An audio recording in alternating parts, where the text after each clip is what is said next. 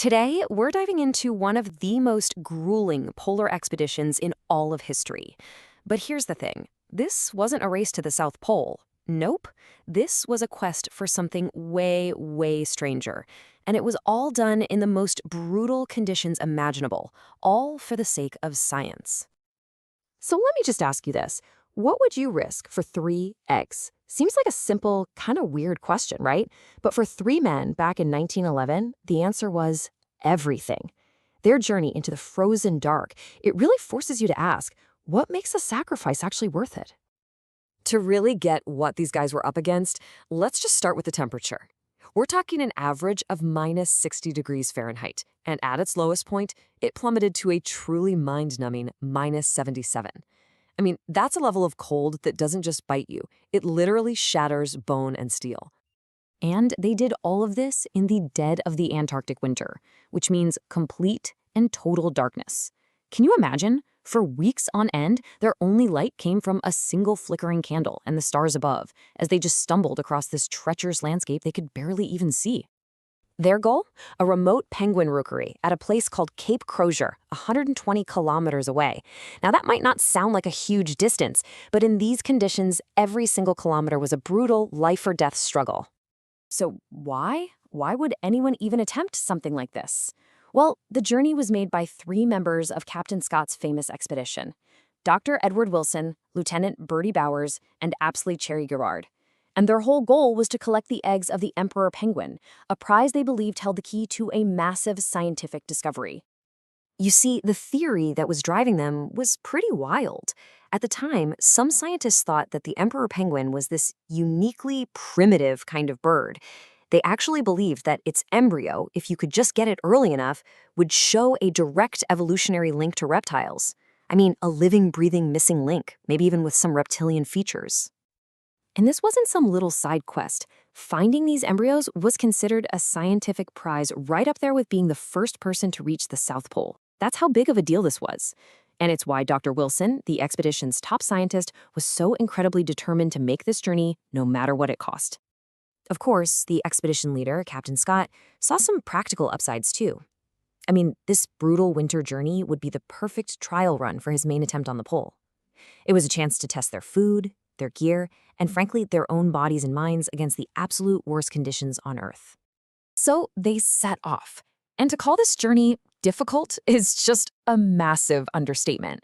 It was more like a descent into a frozen, pitch-black nightmare that would test the absolute limits of what a human being can endure. Now, the timeline here looks simple enough on paper. They leave on June 27th, they get back on August 1st. But what happened in those 5 weeks? It's one of the most incredible and horrifying stories of survival ever put to paper. Their progress was just agonizingly slow. You see, their 2 sledges were so heavy that they could only pull one at a time, so they had to do this brutal relay march. For every single mile they actually moved forward, they had to walk 3. Think about that. 1 mile forward with the first sledge, then a mile back, empty-handed in the dark, and then a mile forward again with the second sledge. And the daily reality of it was just a constant fight. Garrard wrote that it took him 45 minutes every single night just to chip his way into his own sleeping bag because it was frozen solid, like a slab of tombstone granite, he said. Their teeth literally shattered from shivering so hard. Their bodies were covered in frostbite. Every single moment was just pure agony. After 19 days of this living hell, they somehow made it. They reached their destination. But getting to Cape Crozier, that wasn't the end of the nightmare. Oh no. The most dangerous part of their entire journey was really just getting started. But first, against all odds, they did it. They actually succeeded. They found the penguin colony in the pitch black, stumbled around these startled birds, and managed to snatch 5 eggs. 2 broke in the chaos, but 3 were safe. They had their prize. And that's when everything went horribly wrong. A hurricane-force blizzard just slammed into them.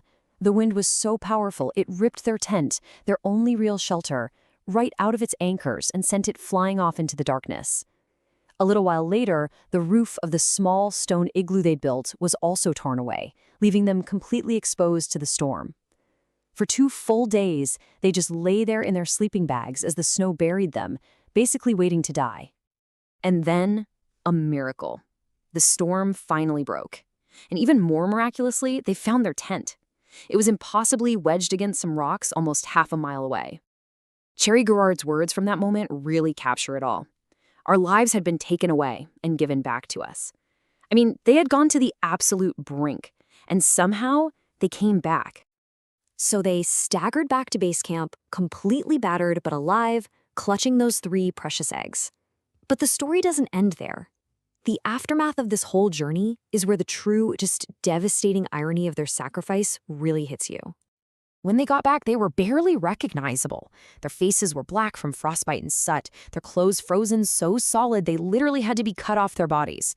The youngest of them, Cherry Garrard, was said to look like an old man.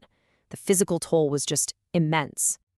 Now, tragically, Wilson and Bowers would later die with Captain Scott on the return from the South Pole.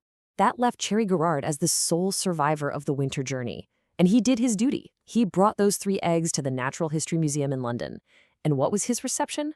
Some dismissive curator who, according to the story, basically said, "This isn't an egg shop." He had absolutely no idea the human cost behind those 3 fragile specimens. And here it is, the final brutal math of it all. The cost was astronomical. The lives of 2 incredible men, Wilson and Bowers, and the complete ruin of Cherry Garrard's health for the rest of his life. And the scientific result? Pretty much nothing. The eggs didn't lead to any great breakthrough, and that central theory that drove the whole thing? Yeah, it was eventually proven completely wrong. And yet, the journey did leave one incredible unintended legacy.